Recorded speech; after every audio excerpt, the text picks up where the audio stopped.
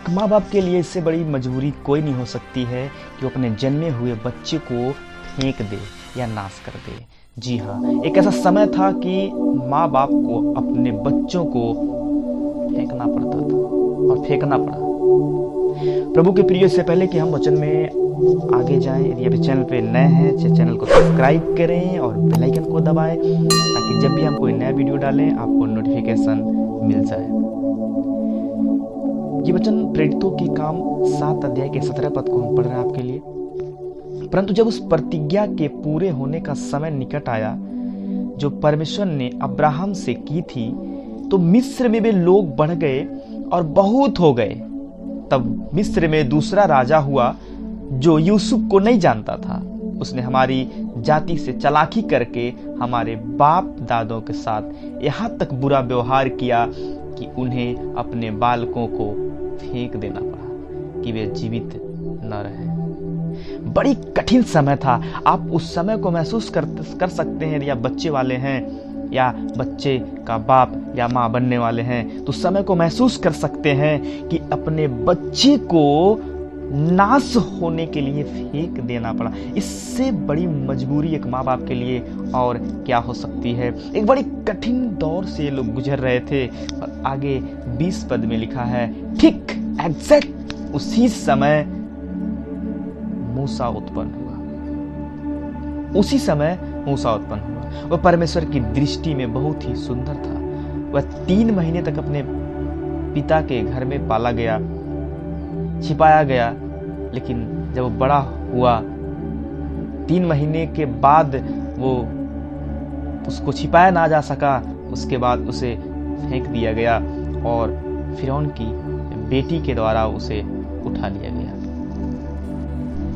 पर ये कौन जानता था कि पानी में फेंकने वाला मूसा के द्वारा एक दिन परमेश्वर पानी को 2 भाग कर देगा। ये कौन जानता था कि पानी में फेंक देने वाला मूसा एक दिन लाखों इजरायलियों का छुटकारे का कारण बनेगा।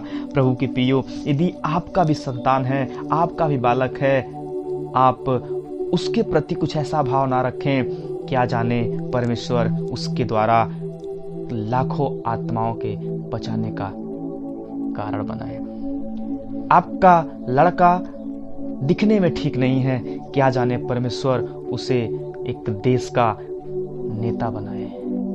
आपका लड़का स्वभाव में अच्छा नहीं है, क्या जाने परमेश्वर उसके द्वारा एक देश चला दे।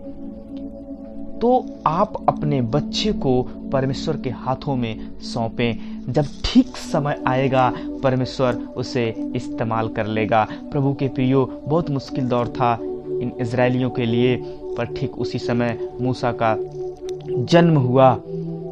3 महीना तक अपने माँ बाप के साथ रहा, पर जब उसे छिपाया ना जा सका उसे पानी में फेंक दिया गया और फिरौन की बेटी के द्वारा उसे उठा लिया गया। पर बड़ी कमाल की बात यह थी कि मूसा उतने वर्ष तक फिरौन के यहाँ पलते रहे, यानी 40 वर्ष तक फिरौन के यहाँ पलते रहे। उनके मन में उनके प्रति परमेश्वर की योजना क्या है किसी को समझ में नहीं आया, लेकिन जब 40 वर्ष बीत गए तब उसके मन में आया। प्रभु के प्रियो, उनके मन में आया कि मैं इजरायलियों के भाइयों से भेंट करूं। यह है परमेश्वर का काम, यह है परमेश्वर का योजना, यह है परमेश्वर के द्वारा ठहराया गया प्लान।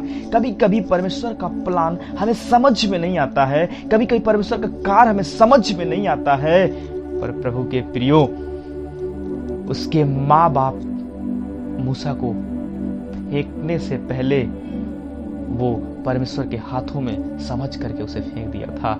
आप भी अपने बच्चे को, अपने संतान को परमेश्वर के हाथों में छोड़ दीजिए, परमेश्वर के हाथों में फेंक दीजिए। परमेश्वर उसकी फ्यूचर की और उसकी योजना का डायरेक्टर है, इसीलिए आपको घबराने की जरूरत नहीं है। क्या जाने पानी में फेंका हुआ मूसा के द्वारा परमेश्वर समुद्र फड़वा सकता है। प्रभु के प्रियो, मैं आपको बताऊं, आपके उसी लड़के के द्वारा, उसी लड़की के द्वारा परमेश्वर आपका नाम ऊंचा कर दे। क्या जाने परमेश्वर आपके उसी बच्चे, उसी संतान के द्वारा आपका नाम ऊंचा कर दे। एक छोटा सा बीज जब मिट्टी में डाला जाता है वो नहीं दिखता है, पर एक दिन एक बड़ा विशालकाय पेड़ बनकर बहुतों के फलवंत, बहुतों को तृप्ति का कारण बन जाता है। सो प्रभु के प्रियो, अपने बच्चों को, अपनी संतान को, अपने आप को आज ही यीशु मसीह के हाथों में सौंप दें, क्योंकि वह ठीक समय पे अपनी योजना पूरी करेगा। आशा करते हैं छोटे संदेश के द्वारा आपको बरकत और आशीष मिला होगा। सो इसी प्रकार से आप वीडियो को देखें और हमारे लिए दुआ करते रहें, ताकि हम आप तक परमेश्वर के छोटे छोटे संदेश के द्वारा उत्साहित करते रहें। जय मसीह की।